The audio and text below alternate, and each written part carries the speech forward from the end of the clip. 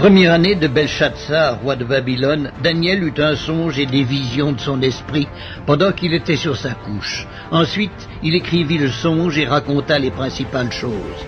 Daniel commença et dit, « Je regardai pendant ma vision nocturne, et voici, les 4 vents des cieux firent irruption sur la grande mer, et 4 grands animaux sortirent de la mer, différents l'un de l'autre. Le premier était semblable à un lion et avait des ailes d'aigle. Je regardai jusqu'au moment où ses ailes furent arrachées. Il fut enlevé de terre et mis debout sur ses pieds comme un homme, et un cœur d'homme lui fut donné. Et voici un second animal était semblable à un ours, et se tenait sur un côté. Il avait 3 côtes dans la gueule entre les dents, et on lui disait « Lève-toi, mange beaucoup de chair ». Après cela, je regardai, et voici, un autre était semblable à un léopard, et avait sur le dos 4 ailes, comme un oiseau. Cet animal avait 4 têtes, et la domination lui fut donnée. Après cela, je regardai pendant mes visions nocturnes, et voici, il y avait un 4e animal, terrible, épouvantable, et extraordinairement fort. Il avait de grandes dents de fer, il mangeait, brisait, et foulait aux pieds ce qui restait. Il était différent de tous les animaux précédents, et il avait 10 cornes. Je considérai les cornes, et voici, une autre petite corne sortit du milieu d'elle, et 3 des premières cornes furent arrachées devant cette corne. Et voici, elle avait des yeux comme des yeux d'homme, et une bouche qui parlait avec arrogance. Je regardai pendant que l'on plaçait des trônes, et l'ancien des jours s'assit. Son vêtement était blanc comme la neige, et les cheveux de sa tête étaient comme de la laine pure. Son trône était comme des flammes de feu, et les roues comme un feu ardent. Un fleuve de feu coulait et sortait de devant lui. 1000 milliers le servaient, et 10 000 millions se tenaient en sa présence. Les juges s'assirent, et les livres furent ouverts. Je regardai alors à cause des paroles arrogantes que prononçait la corne, et tandis que je regardais, l'animal fut tué et son corps fut anéanti, livré au feu pour être brûlé. Les autres animaux furent dépouillés de leur puissance, mais une prolongation de vie leur fut accordée jusqu'à un certain temps. Je regardai pendant mes visions nocturnes, et voici, sur les nuées des cieux arriva quelqu'un de semblable à un fils de l'homme. Il s'avança vers l'ancien des jours, et on le fit approcher de lui. On lui donna la domination, la gloire et le règne. Et tous les peuples, les nations et les hommes de toutes les langues le servirent.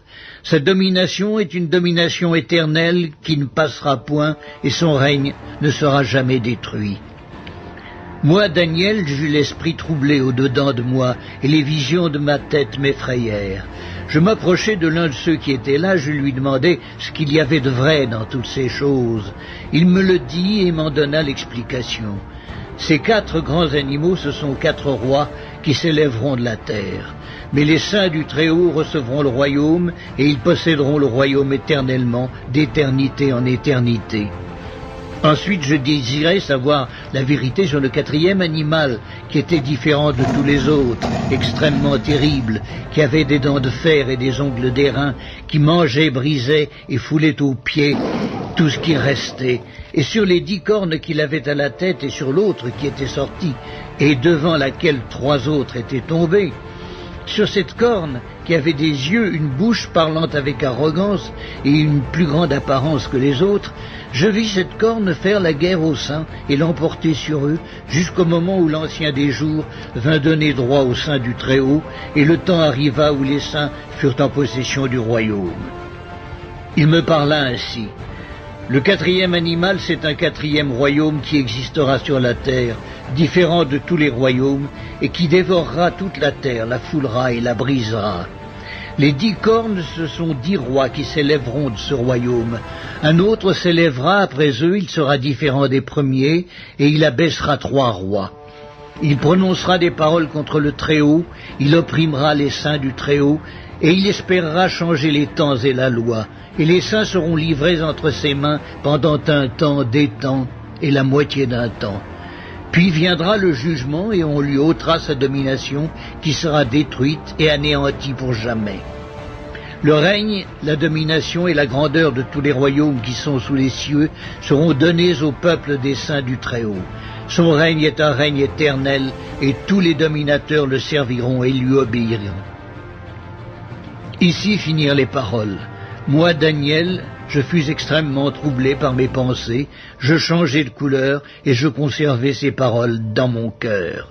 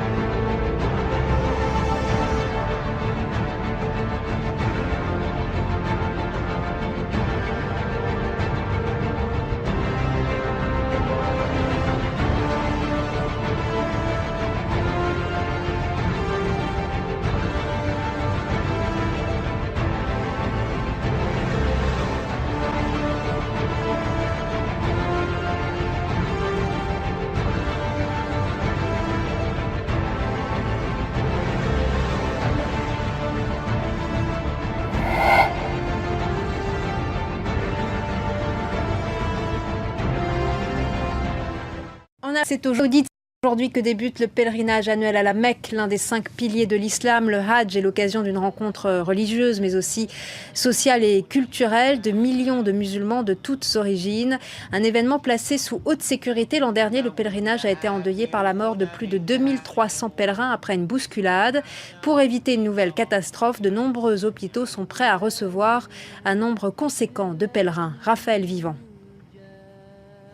Dans cet hôpital, médecins et infirmiers reçoivent les premiers pèlerins. Ces derniers bénéficient de soins gratuits. L'établissement Al-Nour est l'un des 25 hôpitaux de la Mecque à s'être préparé spécialement pour la saison du Hajj.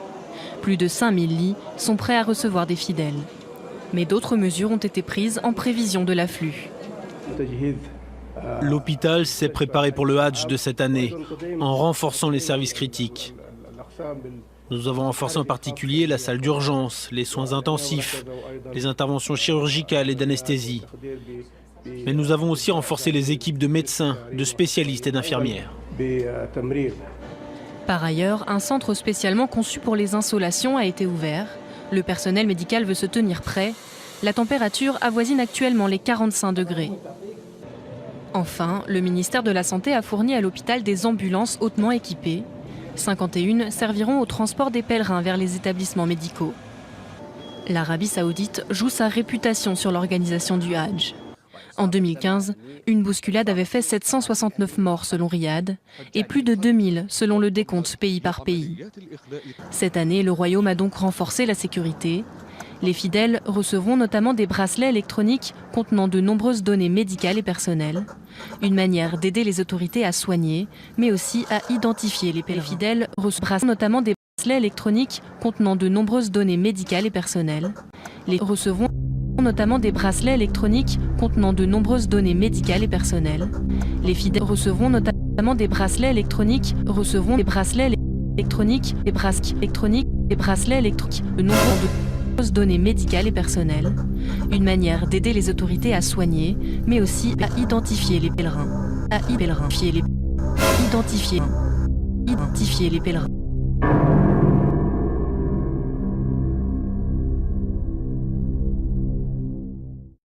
Le pèlerinage à la Mecque à l'heure des nouvelles technologies. Cette année, la mesure phare annoncée par l'Arabie saoudite, c'est ce bracelet d'identification. Un code barre permet à l'aide d'un smartphone de connaître l'identité du pèlerin, sa nationalité et son lieu d'hébergement. Lorsqu'il est fourni par les autorités, ce bracelet contient également les informations enregistrées lors de l'attribution du visa. Ce bracelet d'identification est très simple. Il est très peu cher, il est antibactérien, il résiste à l'eau et au feu. Il est léger afin de ne pas gêner lorsqu'il est porté pendant la prière ou sous la douche. Objectif pour Riyad, équiper tous les pèlerins étrangers, soit plus d'1 million de personnes. Dans la foule qui défile nuit et jour, ils sont déjà nombreux à avoir adopté le bracelet. Si quelqu'un décède, ils peuvent savoir qui c'est avec le bracelet. Ils appellent l'entreprise, ils disent que quelqu'un est mort, ou malade, ou perdu. C'est un mode d'identification, comme un passeport. Ça protège, ou du moins ça donne une identité du pèlerin, ça permettra de pouvoir l'identifier facilement quand il y a effectivement des problèmes, on ne le souhaite pas. À la Mecque, les fidèles ont encore en tête la bousculade qui a fait plus de 1000 morts l'année dernière. Les Saoudiens cherchent depuis à renforcer la sécurité et à améliorer l'organisation du pèlerinage. Au fil des années, le Hajj a pris des allures d'énormes opérations logistiques. Hajj pilgrims may soon have electronic bracelets for protection. Saudi Arabia may be introducing a high-tech safety measure for Hajj pilgrims after a stampede during last year's annual pilgrimage killed more than 700 people. Muslims who flock to the holy city of Mecca yearly may soon be wearing electronic identification bracelets for protection. Personal and medical information will be stored in the e-bracelets, which will be water-resistant and GPS-enabled. The bracelet will notify worshippers of prayer times and use a compass to indicate which direction to face. A guide to pilgrimage steps and rituals will also be included, as well as language support for non-Arabic speakers.